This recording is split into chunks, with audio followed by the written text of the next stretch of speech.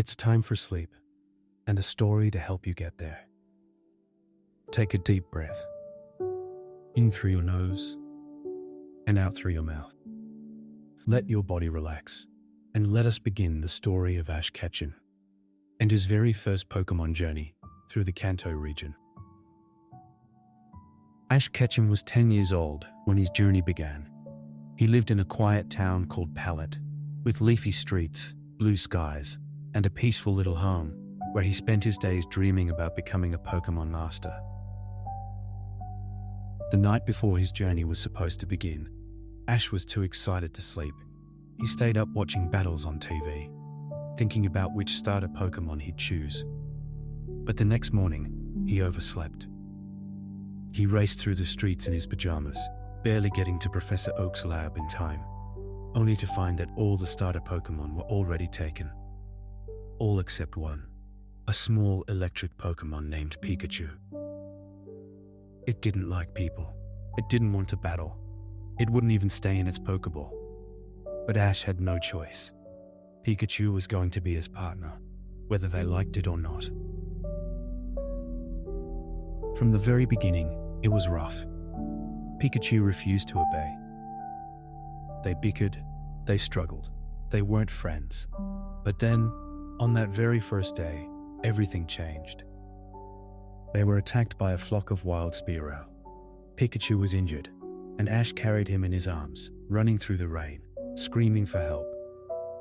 In that moment, soaked, bruised, and desperate, Ash stood between the Spearow and Pikachu, protecting his new partner with his own body. Pikachu saw that, and with a cry, it leapt from Ash's arms and unleashed a powerful thunderbolt that lit up the sky and sent the flock flying. Ash and Pikachu collapsed on the ground together, exhausted. When they opened their eyes, they were still side by side. From that moment on, they were truly partners. Ash's journey began in earnest. He met Misty not long after, a fiery redhead and gym leader from Cerulean City. After borrowing her bike to get away from the Spearow, the bike was ruined, and Misty vowed to follow him until he paid her back. She became his first travel companion. Then came Brock, the calm and caring gym leader of Pewter City, who decided to join Ash on his journey after Ash helped him rediscover his passion for Pokemon. Together, the three of them, Ash, Misty, and Brock, traveled across the Kanto region, collecting gym badges and building their friendship. Ash caught his first Pokemon, a Pidgeotto, followed by a small, wriggly Caterpie that most trainers wouldn't have bothered with. But Ash believed in it. It evolved into Metapod, and then, after a fierce battle against a swarm of Beedrill, into a beautiful Butterfree. It was his first evolution, and Ash was proud. Later, he caught a stubborn Bulbasaur, a Charmander abandoned by its trainer, and a mischievous Squirtle, who led a gang of sunglasses-wearing pranksters. Each one joined Ash's growing team and brought their own personality to the group. Charmander's story was especially powerful. Left out in the rain by its original trainer, it was close to dying when Ash found it. He wrapped it in his coat and kept it warm until help arrived. From that day on, Charmander was fiercely loyal. It eventually evolved into Charmeleon, and then Charizard. Though, as a Charizard, it stopped listening to Ash entirely, only battling when it felt like it. Meanwhile, Team Rocket began their endless pursuit of Pikachu.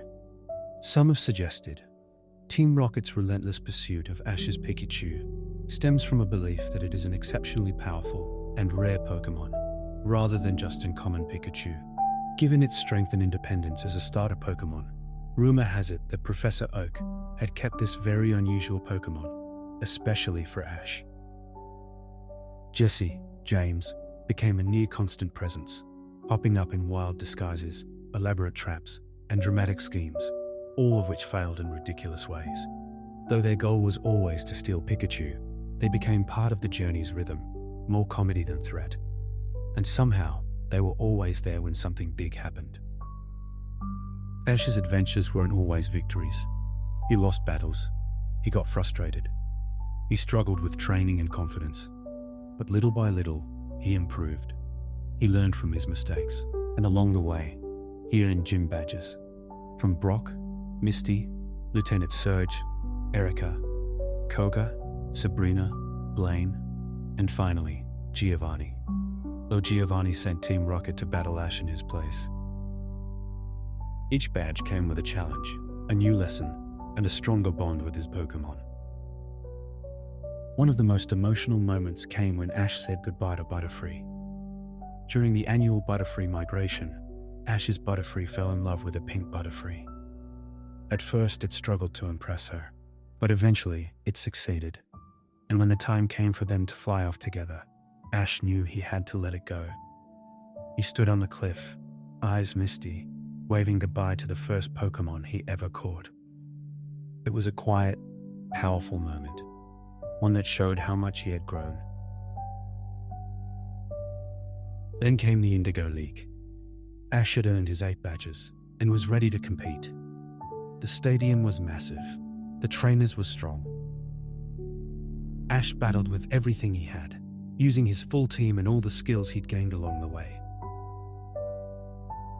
He won his early matches and made it to the top 16. But in a critical battle, his Charizard, still disobedient, refused to fight, lying down mid-battle.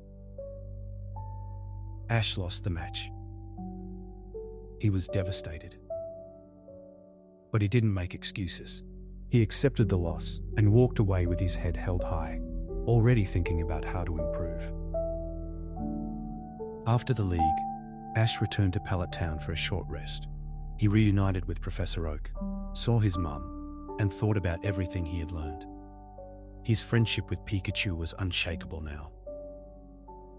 He had caught and trained amazing Pokemon, made new friends, and traveled far from home. And though he didn't win the league, he knew, deep down, that he had come a long way, that he was ready for whatever came next. That night, Ash sat outside, looking up at the stars.